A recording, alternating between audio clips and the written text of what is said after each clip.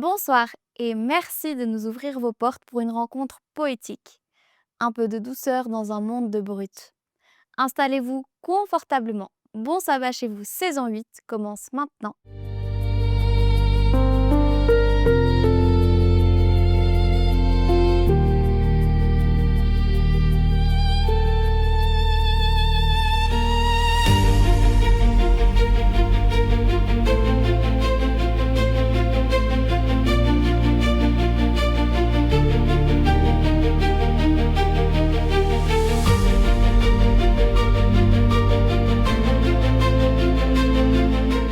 Bienvenue à Bon sabbat chez vous, l'émission qui vous invite à vous poser quelques minutes pour une rencontre très spéciale. Une rencontre avec un roi, et même le roi des rois. J'ai nommé Dieu. Il nous attend chaque semaine puisque c'est lui qui nous donne rendez-vous, comme nous l'affirme la Bible. Alors ne le faisons plus attendre, tels que nous sommes, entrons dans sa présence.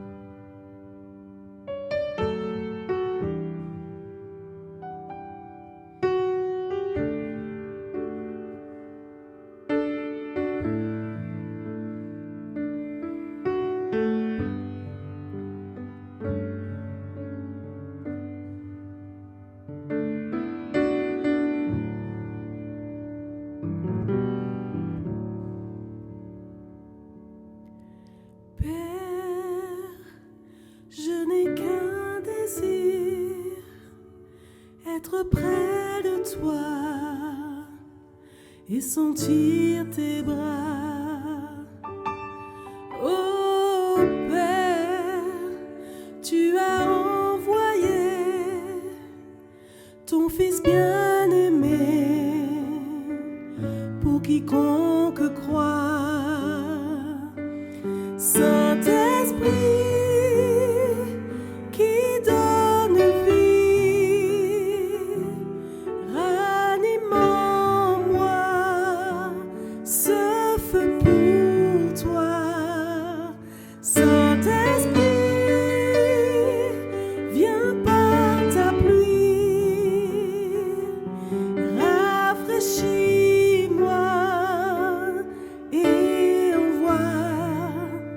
souffle nouveau,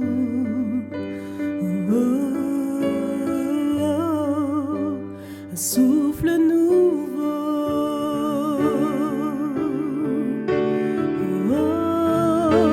un souffle nouveau,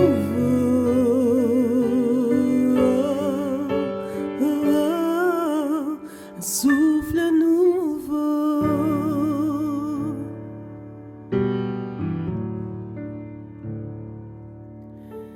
Père, je n'ai qu'un désir, rester près de toi, écouter ta voix. Oh Père, tu m'as tout donné, et c'est à tes pieds que je veux rester.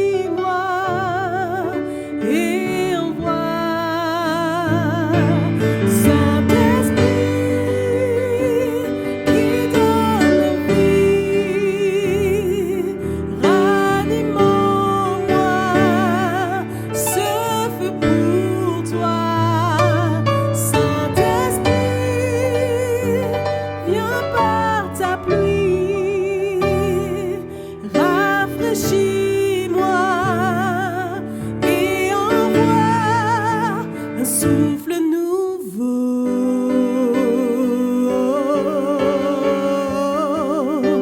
un souffle nouveau,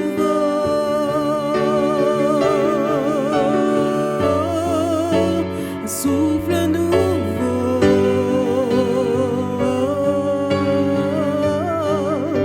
un souffle nouveau.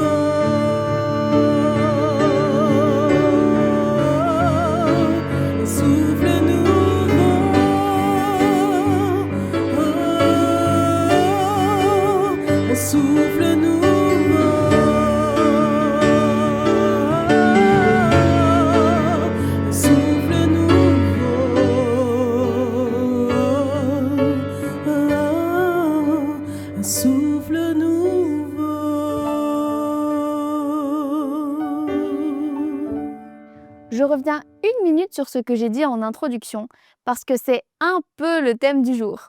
Je vous ai dit que chaque vendredi soir, nous avons rendez-vous avec le roi des rois.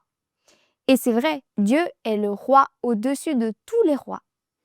Et avez-vous déjà réfléchi au fait qu'en tant qu'enfant de Dieu, vous êtes son héritier ou son héritière? Plutôt plaisant, non? Mais à chaque médaille son revers. Dans le psaume que nous allons étudier ce soir, nous voyons que des rois se liguent contre Jésus. Il y a une opposition et donc une position à adopter. C'est de cela et de bien plus encore dont va nous parler Daniela Gelbrich, vice-doyenne de la faculté de théologie et professeure d'Ancien Testament et d'Hébreu. Écoutons attentivement.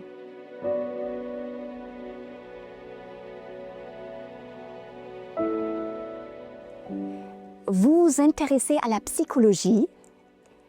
Avant d'explorer l'univers mental du psaume 2, j'aimerais partager une citation d'une psychologue contemporaine qui observe notre époque. La psychologue en question est américaine, elle n'est pas chrétienne et son article a été publié dans The Journal of Psychodynamic Practice. Il s'agit d'une revue scientifique. Voici ce qu'elle observe à propos de notre époque. Les niveaux toujours croissants de cupidité, d'égocentisme, de relations superficielles, d'arrogance et de vanité sont omniprésents et ne nous rendent pas plus heureux. Les traits narcissiques, tels que la vanité, l'arrogance, le sentiment d'être spécial, le manque d'empathie et le peu de considération pour les autres, sont de plus en plus courants. Il peut y avoir de graves troubles de l'estime de soi qui peuvent piéger les individus, tout comme Narcisse, dans ce monde superficiel d'égocentrisme et de grandiosité, sans relation chaleureuse ou aimante. La mégalomanie est un mécanisme de défense contre un profond sentiment d'infériorité. Elle n'est ni constante ni cohérente, laissant l'individu déchiré entre le sentiment d'être extraordinaire ou sans valeur. Le narcissique se concentre excessivement sur sa propre image et sur la façon dont il est perçu par les autres, reproduisant l'obsession de Narcisse et son reflet dans l'eau. Les individus peuvent se créer une identité qui présente une image glamour et irréaliste d'eux-mêmes, renforçant artificiellement leur estime de soi. Fin de la première partie de la citation. La psychologue souligne les niveaux croissants de cupidité, d'égocentrisme, de relations superficielles, d'arrogance et de vanité de notre époque léthargique et attristée. La vanité, l'arrogance, le sentiment d'être spécial, le manque d'empathie et le manque de considération pour les autres sont de plus en plus courants. Les relations chaleureuses ou aimantes font défaut. La focalisation sur sa propre image est prépondérante. La création d'une identité présentant une image glamour et irréaliste est devenue une étape incontournable. Je trouve intéressant que cette mégalomanie est finalement un mécanisme de défense contre un profond sentiment d'infériorité. Selon l'article, il laisse l'être humain tiraillé entre le sentiment d'être extraordinaire et le sentiment d'être nul. Le début du psaume 2 me fait penser à cette citation. Pourquoi? Je vous le dirai. Suivez-moi dans la découverte de l'univers mental du deuxième psaume. Je vais vous lire le début du psaume 2. Pourquoi s'agitent les nations et les peuples méditent-ils la vanité? Les rois de la terre se lèvent et les princes consultent ensemble contre l'Éternel et contre son oint. Rompons les liens et jetons loin de nous leurs cordes. Les nations s'agitent, les peuples méditent la vanité. Le psaume s'ouvre sur la vanité et l'agitation. En d'autres termes, il met en relief le manque de calme et de paix. Il fait allusion au pouvoir des rois, de ceux et celles qui l'exercent et en abusent parce qu'ils se sentent privilégiés. Cela me rappelle l'élan narcissique qui marque notre époque léthargique et attristée. L'être humain ne change pas. Les problèmes du cœur humain demeurent. La vanité, l'arrogance, l'abus de pouvoir, le sentiment de supériorité, le manque d'empathie et l'absence de considération pour les autres sont des mots qui existent depuis la nuit des temps.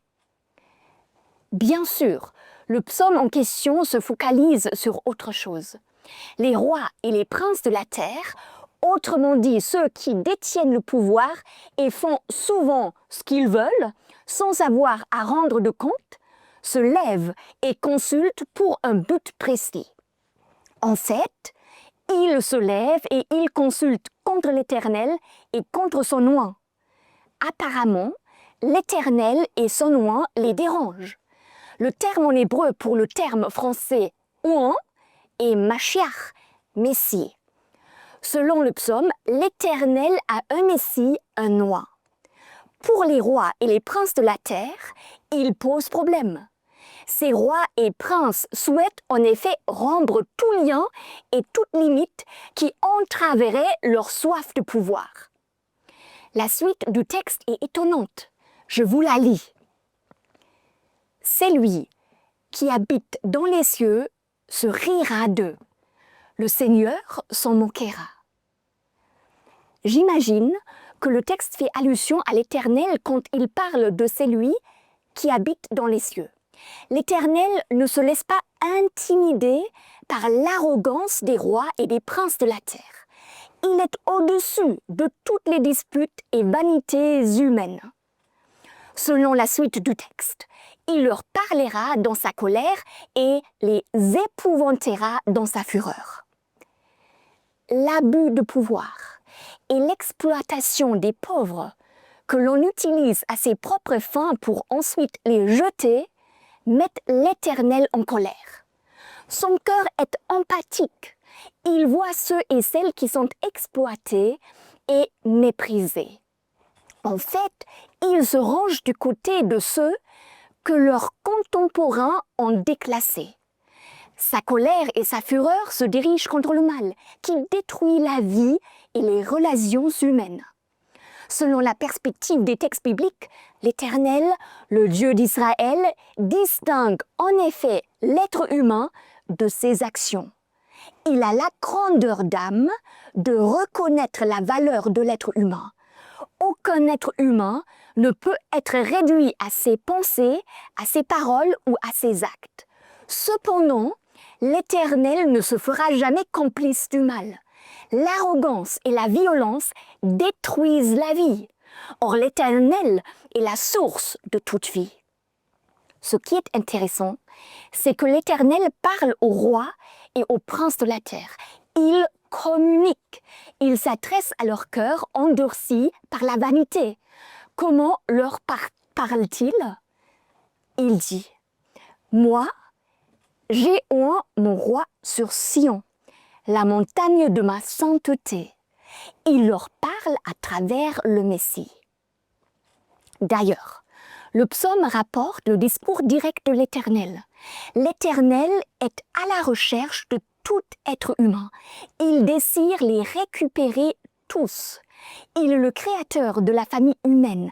Chaque être humain y a sa place. Il souhaite communiquer avec chacun d'entre nous. Il veut nous faire réfléchir. Son moyen de communication, sa parole et le Messie. Il a oint son roi sur Sion, sa montagne de la sainteté. Avez-vous remarqué la deuxième mention du mot roi dans le texte? D'un côté, il y a les rois de la terre. De l'autre, le roi de l'Éternel. Un roi divin, car le verset suivant révèle que ce roi oint sur Sion est le Fils de l'Éternel. Il faut garder cela à l'esprit. En effet, ce roi est tout à fait différent de tous les autres rois de la terre. Selon les textes bibliques, le roi de l'Éternel, le Messie, est humble, au service du monde et de l'humanité. Il est aimant, jamais esclave des autres, toujours libre, généreux, miséricordieux, fidèle et loyal, juste, grand en bonté et en vérité, patient et pardonnant. En effet, ce roi de l'Éternel prend également la parole dans le psaume 2. Il dit ce que la lettre aux Hébreux citera par la suite pour parler du Christ. Je raconterai le décret. L'Éternel m'a dit, tu es mon fils, aujourd'hui je t'ai engendré. Demande-moi et je te donnerai les nations pour héritage et pour ta possession, les bouts de la terre. Tu les briseras avec un sceptre de fer, comme un vase de potier, tu les mettras en pièces. Le Messie est roi et fils de l'Éternel. Avez-vous observé toutes les images utilisées par l'auteur? Le Fils est engendré. Il s'agit d'une image. Le Fils aura les nations pour héritage. Il possédera les extrémités de la terre. Il les brisera avec un sceptre de fer, comme un vase de potier. L'agitation et la vanité des puissants n'auront pas le dernier mot. L'abus de pouvoir, la soif de pouvoir, l'exploitation d'autrui et la violence qu'il engendre auront des limites. Le roi de l'Éternel, foncièrement différent de tous les rois de la terre, réclamera son territoire. Les rois de la terre sont invités à être intelligents. Je cite le verset 10. « Et maintenant, ô roi, soyez intelligents, vous, juges de la terre, recevez instruction. » Le texte est très fin, très subtil et très élégant. Les rois de la terre sont invités à réfléchir, à se remettre en question et à devenir de vrais juges justes. Ils sont invités à recevoir l'instruction, à se laisser corriger, à être à l'écoute de quelqu'un qui est immensément plus grand qu'eux. On dit que le pouvoir corrompt. Il fait quelque chose au cœur humain. Le texte nous met en garde. Sois intelligent, reçois l'instruction, rencontre le Messie, le roi par excellence, qui incarne la justice et l'amour, qui incarne la dignité d'un vrai roi, d'un vrai juge, d'un vrai fils. La fin du psaume le met en exergue. Servez l'Éternel avec crainte et réjouissez-vous avec tremblement. Pour sortir du dilemme de l'abus de pouvoir et de la vanité, le texte invite l'humanité à servir l'Éternel avec crainte, c'est-à-dire avec respect et révérence. Le texte parle de la joie de servir l'Éternel. Servez l'Éternel avec révérence et réjouissez-vous en tremblant. Il s'agit d'un tremblement de joie, pas de peur. Pour endiguer la violence humaine, le psaume 2 nous invite à servir l'Éternel avec joie et respect. Il nous invite à rencontrer loin de l'Éternel le Fils par excellence qui nous rappelle notre humanité, notre dignité et le fait d'être des vrais rois. La dernière déclaration du psaume doit nous interpeller. Bienheureux, heureux, tous ceux qui se confient en lui. Vous souvenez-vous du premier psaume? La première déclaration du livre des psaumes est « Bienheureux » ou « Heureux l'homme qui ne marche pas dans le conseil des méchants ». Le deuxième psaume nous présente le deuxième heureux. « Bienheureux, heureux tous ceux qui se confient en lui », c'est-à-dire en l'Éternel et en son Fils. La confiance est essentielle à la vie. Nous ne pouvons pas vivre sans faire confiance. Le psaume 2 nous invite à placer notre confiance là où elle ne sera pas déçue, en le Fils de l'Éternel, en le Messie qui incarne la justice et l'amour. Le premier psaume déclarait « Heureux l'homme qui a son plaisir en la loi de l'Éternel et qui médite sa loi jour et nuit, le deuxième psaume déclare « Heureux l'homme qui se confie en l'Éternel, en son Messie ». En quête d'une sagesse relative à l'existence dans ce monde prisé, les deux psaumes nous interpellent. Pour vivre de façon aimante et humaine, sans tomber dans le piège du narcissisme, nous avons besoin d'une référence ultime de la vie, d'une référence qui révèle et incarne la vie. La Torah de l'Éternel, c'est-à-dire la voix de l'Éternel, et l'Éternel est son Messie. Ils sont dignes de confiance et on peut se confier en eux sans crainte. Je suis tout à fait consciente que notre planète est agitée et troublée par de nombreux conflits. Les droits humains sont bafoués, les guerres éclatent à tout va, les libertés reculent, ceux qui détiennent le pouvoir font ce qu'ils veulent sans être remis à leur place. Des milliers d'êtres humains sont exploités. Le narcissisme est devenu le mode de vie de notre époque. Les nations s'agitent, les peuples méditent sur la vanité, ils se lèvent, ils conspirent contre l'Éternel et son oint. Le royaume de Dieu est écarté, les liens sont rompus. Et pourtant, l'Éternel désire parler aux cœurs humains. Il veut les sensibiliser, il veut nous faire réfléchir. Il nous invite sans cesse à choisir la voie de la justice et de l'amour. Il veut être notre ancre solide et sûre dans les tempêtes de la vie. Vous avez compris que le psaume 2 est l'un des psaumes messianiques. Les discours directs de l'Éternel et du Messie sont captivants. L'Éternel s'exprime à la première personne du singulier. « J'ai oint mon roi sur Sion ». Loin prend alors la parole en parlant également à la première personne du singulier. « Je raconterai le décret. L'Éternel m'a dit, tu es mon fils. » J'ouvre une petite parenthèse. Gardons à l'esprit que le but de l'Exode est de conduire le peuple libéré à Sion, sur la montagne de la sainteté de l'Éternel. En d'autres termes, le peuple libéré est en route vers Sion, vers la montagne sainte, vers le sanctuaire, vers l'endroit associé au Messie dans le psaume 2. Je fais allusion à Exode 15. J'aimerais revenir à l'article de la psychologue que j'ai mentionné au début de ma réflexion sur le psaume 2. Face au narcissisme grandissant de notre époque, elle propose un remède intéressant. J'aimerais partager avec vous sa vision de l'issue à la crise. Elle dit, je la cite, « Nous vivons à une époque difficile et ne pouvons pas sortir de notre culture. Mais il existe des moyens de contrer notre narcissisme, notamment en faisant preuve de compassion envers nous-mêmes et en reconnaissant à quel point nous sommes ordinaires, ce qui constitue un bon début. » Fin de citation. Reconnaître que nous sommes des êtres humains ordinaires et faire preuve de compassion envers nous-mêmes serait, selon la psychologue, un bon début. Je crois que c'est un peu ce que le psaume 2 nous invite à faire.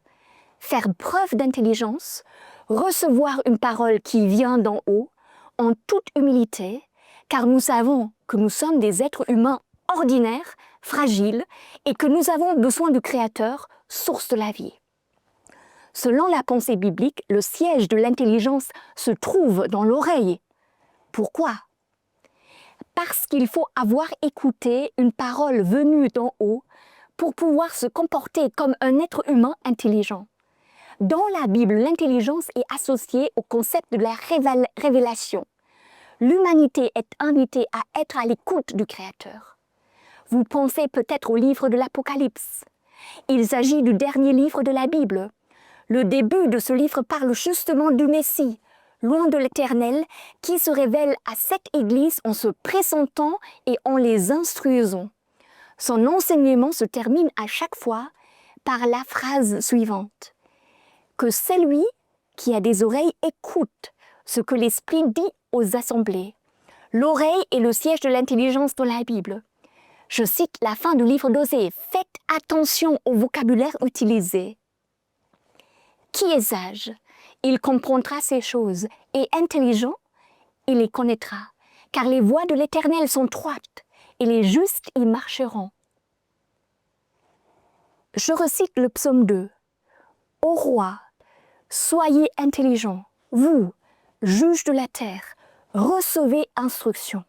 Servez l'Éternel avec crainte et réjouissez-vous avec tremblement. Le Dieu de la Bible est le Dieu de la vraie liberté.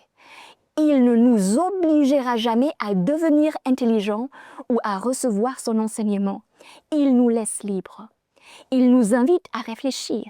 Il désire nous parler, mais il respecte profondément notre liberté et notre libre arbitre. Il faut garder cela à l'esprit. C'est important. Nous sommes des êtres humains ordinaires, profondément aimés par le Créateur et absolument égaux devant lui et son Messie. Heureux l'homme qui se confie en eux.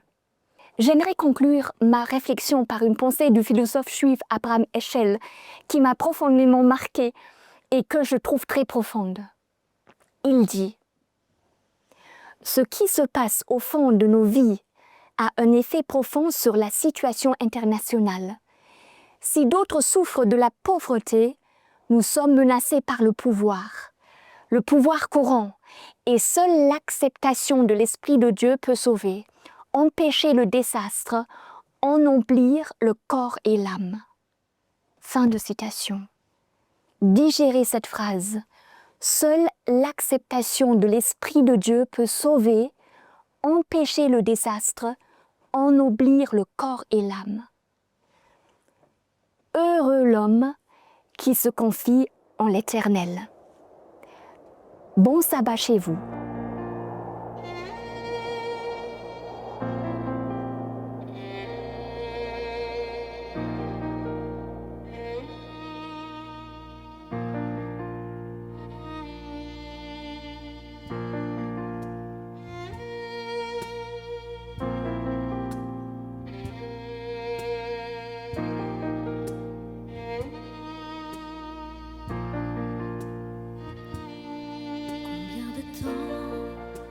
Resteras-tu découragé? Relève les yeux au-delà des difficultés. L'homme trop souvent regarde ce qui est visible, mais toi choisis de croire au Dieu de l'impossible. Ne pense plus à ce qui est dans le passé, car l'Éternel va faire une chose insoupçonnée. Elle grandit déjà, ne la voyez-vous donc pas? Un chemin dans le désert, un fleuve dans la solitude. Il reste encore des bénédictions pour toi. Dieu ne t'oublie pas, il fera réussir tes voies. Tous tes besoins, il promet de les combler. Persévère encore et confie-lui tous tes projets. Alors persévère encore et confie-lui tous tes projets.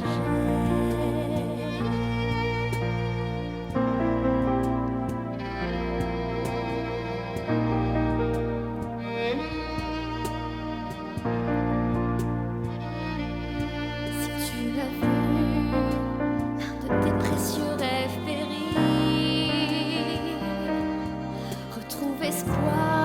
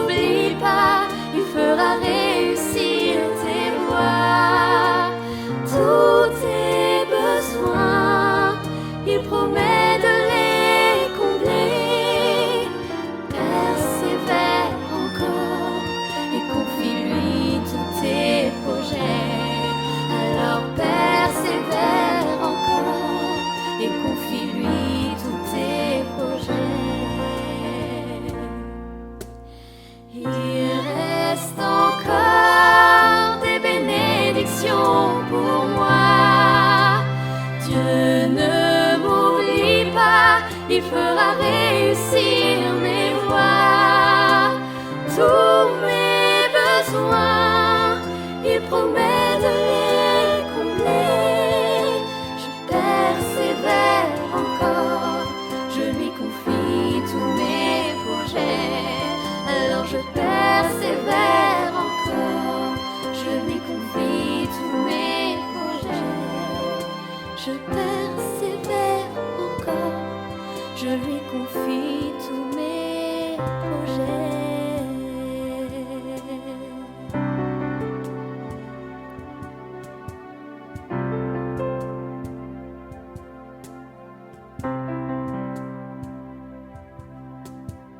Pour conclure cette soirée, je vous laisse avec le dernier verset du psaume 2. Heureux tous ceux qui se confient en lui.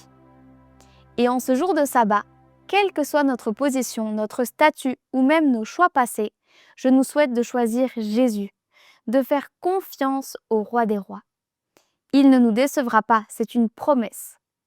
Et que ce choix vous accompagne durant toute la semaine qui suivra jusqu'à vendredi prochain, où le pasteur Christian Goetschalz nous donnera un autre aperçu de ce qu'on peut vivre avec Dieu quand on lui fait confiance. Ne ratez pas notre rendez-vous. D'ici là, je vous souhaite une très bonne soirée et un bon sabbat chez vous.